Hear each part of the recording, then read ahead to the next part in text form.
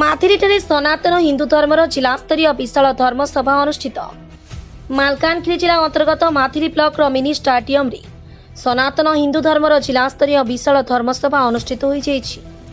ଏହି ସଭାରେ ଓଡ଼ିଶା ରାଜ୍ୟର ବିଭିନ୍ନ ଅଞ୍ଚଳରେ ଶ୍ରେଷ୍ଠତା ଅର୍ଜନ କରିଥିବା ଧର୍ମଯାଜକ ସାଧୁ ଓ ସନ୍ଥମାନେ ଉପସ୍ଥିତ ରହି ସନାତନ ହିନ୍ଦୁ ଧର୍ମକୁ ଭାରତବର୍ଷରେ ଓ ପାଶ୍ଚାତ୍ୟ ରାଷ୍ଟ୍ରଗୁଡ଼ିକରେ କିପରି ଏକ ଉଚ୍ଚ କୋଟିର ଆଦର୍ଶ ଧର୍ମ ଭାବେ ସ୍ଥାପିତ କରାଯାଇପାରିବ ତା ଉପରେ ନିଜ ନିଜର ଅଭିମତ ସ୍ପଷ୍ଟ ଭାବେ ଉଲ୍ଲେଖ କରିଥିଲେ।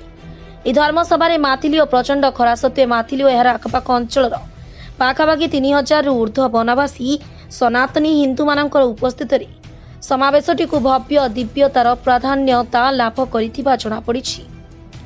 ଉକ୍ତ ସମ୍ମିଳନୀର ମୁଖ୍ୟ ଆକର୍ଷଣ ଥିଲେ ସ୍ୱାମୀ କୃଷ୍ଣାନନ୍ଦ ଗିରି, ସ୍ୱାମୀ ଡକ୍ଟର ଶ୍ରୁତି ସାଗର ସରସ୍ୱତୀ, ସ୍ୱାମୀ ସଚିଦାନନ୍ଦ ଦାସ, ବିଦ୍ୟାର୍ଥୀ ଦର୍ଶନ କବୀନ୍ଦ୍ର କୁମାର, ରାମ ନାମ ମଣି ବାବା, ବ୍ରହ୍ମ ଅବଧୂତ ସୌଭାଗ୍ୟ ମହାରାଜା, ସ୍ୱାମୀ କୃଷ୍ଣ ପ୍ରସାଦ ଦାସ, ଆଚାର୍ଯ୍ୟ ମନୁଦେବ, ଆଚାର୍ଯ୍ୟ ରାଜକିଶୋର, ବ୍ରହ୍ମକୁମାରୀ ଜୟନ୍ତୀ ଭଉଣୀ ପ୍ରମୁଖ ଦଶନାମୀ ସାଧୁସନ୍ଥମାନେ ଆଜି ଗୋ ରକ୍ଷା, ସାଧୁସନ୍ଥ ରକ୍ଷା, ଦେଶ ଓ ବନବାସୀ ସମାଜକୁ ଧର୍ମାନ୍ତରୀକରଣକୁ ରୋକିବା ଆଜିର ମୁଖ୍ୟ ପ୍ରସଙ୍ଗ ଭିତରେ ସାମିଲ ଥିଲା। ସମ୍ପୂର୍ଣ୍ଣ ସଭାଟିକୁ ସ୍ୱାମୀ ବିଶ୍ୱାମିତ୍ରନନ୍ଦ ଗିରି ପରିଚାଳନା କରିଥିବା ବେଳେ ମାଥିଲି ଅଞ୍ଚଳର ଅନେକ ବଦାନ୍ୟ ବ୍ୟକ୍ତିଙ୍କ ସହଯୋଗରେ ସଫଳତାର ସହ ଆୟୋଜିତ ହୋଇଯାଇଛି। गुरु ब्रह्म महिमा लेख जुग जुग धरिकी वनवासी माने हिंदू अटंती।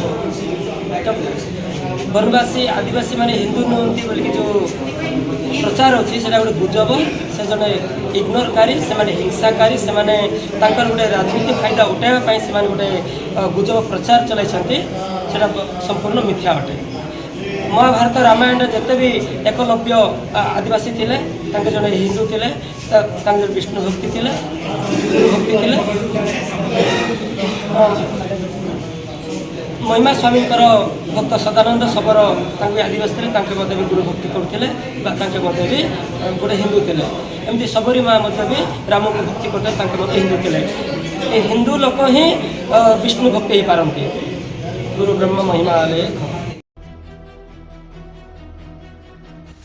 मालकानगिरी जिलूर भगवान साहू को रिपोर्ट, ओडिशा खबर।